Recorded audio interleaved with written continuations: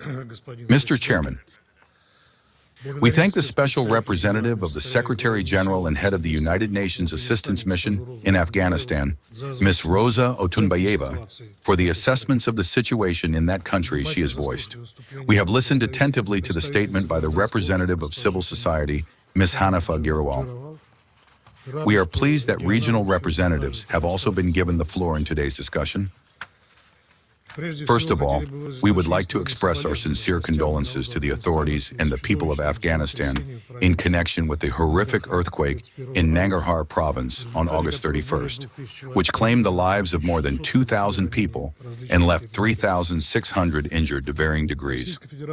The Russian Federation promptly delivered 2 consignments of humanitarian aid totaling 40 tons, including food, tents, and blankets for those affected by the earthquake. The Russian Federation consistently supports the activities of UN Assistance Mission in Afghanistan within the framework of the tasks entrusted to the mission. We note Kabul's interest in maintaining and developing contacts with the mission. We would like to take this opportunity to thank Ms. Rosa Otunbayeva for her skillful leadership of UN Assistance Mission in Afghanistan over these years, and for her personal contribution to advancing broad international assistance to the country. We have taken note of the Secretary General's report on the situation in Afghanistan. We would like to note the following. For the 5th year, Afghans have been living under the next rule of the Taliban. The new authorities inherited a country that for 2 decades had existed on international handouts, in conditions of instability and under the control of foreign United States and NATO troops, whose presence ingloriously ended with a hasty withdrawal. However, despite unprecedented unilateral sanctions, terrorist threats, and humanitarian and economic crises, Afghanistan has nevertheless endured. The forecasts of our Western colleagues that it would soon collapse, fortunately, did not come true. Unlike their predecessors, the new authorities did not wait for Western aid, but instead relied on regional cooperation, with an emphasis on restoring socio-economic potential and the subsequent independent development of the country. Their aspiration is understandable.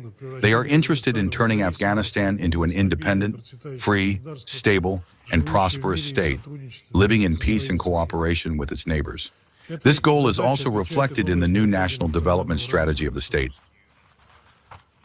However, it is obvious that, taking into account the full scale of the threats and problems accumulated over these years, the process of recovery will take time.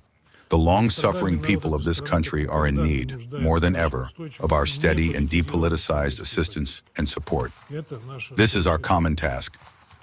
Mr. Chairman, we consistently emphasize the need to develop a realistic and comprehensive approach to Afghanistan, one that would be based on an objective analysis and a balanced assessment of the situation.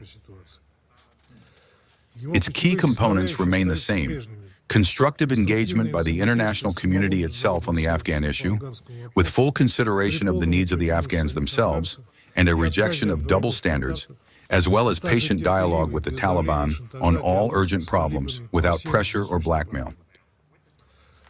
There is no alternative to such a path. We have spoken about this from the very beginning. This very approach is shared by all regional players, and above all by the participants of the Moscow format. Regular contacts between Russia, China, Iran, and Pakistan on Afghanistan are further confirmation of this. The most recent meeting took place in Dushanbe on September 11. We are also told that this same approach underlies the efforts of the United Nations itself. The Taliban are also interested in developing such a mutually respectful dialogue with the international community. Having joined the working groups organized within the framework of the Doha process on counter-narcotics and private sector issues in June 2024. It is encouraging that a number of pragmatically minded Western colleagues have already realized the failed nature of such a policy of pressure and are turning towards the resumption of broad humanitarian assistance and development. Against this background, the futile attempts of certain Western donors to take the Taliban by the throat, speaking to them in the language of ultimatums, while at the same time obstructing any efforts, including through the United Nations, to build trust-based interaction with them, are regrettable. Furthermore, the new U.S. line of politicizing the work of the UN Security Council, 1988 Sanctions Committee on the Taliban movement, and using it for its own narrow interests does not stand up to any criticism. Such actions only hinder the efforts of regional players to address key problems. We share the Secretary General's assessments of the difficult internal political situation in Afghanistan. We are concerned about the persistent security risks caused by the terrorist activity of the ISIL-Khorasan group. We note the efforts undertaken by the Taliban. However, we see that these measures, unfortunately, are insufficient. The terrorists are steadily strengthening their influence in the country and deliberately destabilizing the situation, seeking to present themselves as an alternative force and to undermine stability in Afghanistan and in the region. The militants themselves confirm the financing of the terrorist group from abroad and the presence in their ranks of foreign terrorist fighters, including those with combat experience in Syria and Iraq. Given the quantity of weapons left behind in the country by Western militaries, the threat of these arms falling into the hands of militants and further spreading beyond the region becomes quite real. There are clear risks of terrorist activity flowing into Central Asia and beyond. Comprehensive measures are required to combat terrorism and eliminate all terrorist groups, as well as to prevent the use of Afghan territory for terrorist purposes, including against other states. Terrorism is closely linked with the drug problem. The efforts undertaken by the Taliban remain insufficient. Comprehensive international and regional assistance, including through the UN Office on Drugs and Crime, remains imperative. Particular attention must also be given to the threat of synthetic drug production. Support for Afghan farmers also remains significant. Among our unconditional priorities is the socio-economic situation in the country. We pay due respect to the efforts undertaken through the United Nations and regional organizations to provide humanitarian assistance to Afghanistan. The selfless work of all humanitarian agencies, including UN Refugee Agency, and their staff, who are prepared under any conditions to remain on the ground and help Afghans, deserves the highest recognition, especially against the backdrop of the financial crisis, the reduction in donor assistance, and the mass return of Afghan refugees.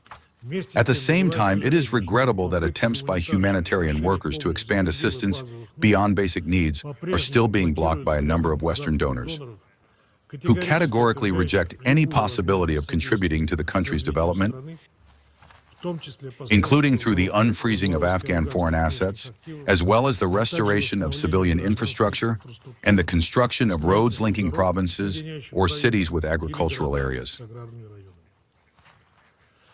Such a hypocritical approach is not aimed at finding real solutions that could truly change the situation in Afghanistan, and it will in no way help ordinary Afghans, including women, girls, and children, whose support we constantly stress as being of vital importance here in the Security Council chamber. Russia provides assistance to those in need in Afghanistan on a systemic basis. We are consistently expanding bilateral cooperation in the trade and economic sphere, promoting the development of business dialogue and opportunities, including by involving the authorities in participation in international economic forums organized by our country. Under our close attention is the development of the human rights situation for all Afghans, including women and girls, as well as the formation of a truly inclusive government with the participation of all ethno-political groups of the country. We emphasize the importance of respecting fundamental rights and freedoms, including the right to education and work, as well as addressing the needs of all Afghans, including ethnic and religious minorities. We expect to see positive dynamics on both tracks. Mr. Chairman, the Russian Federation fully supports the right and desire of the Afghan people to live in a peaceful and prosperous country, free from drugs and terrorism. This is the key to order and stability in the region. However, the building of this long-term and sustainable peace is impossible without patient engagement with the authorities, which would not involve imposing upon them one's own vision and priorities. At the same time, it is important that in the UN, we also communicate with those Afghans who represent the actual authorities in the country and who truly bear responsibility for what is happening. The swift exit from the current deadlock and Afghanistan's subsequent international reintegration depend on this. Thank you for your attention.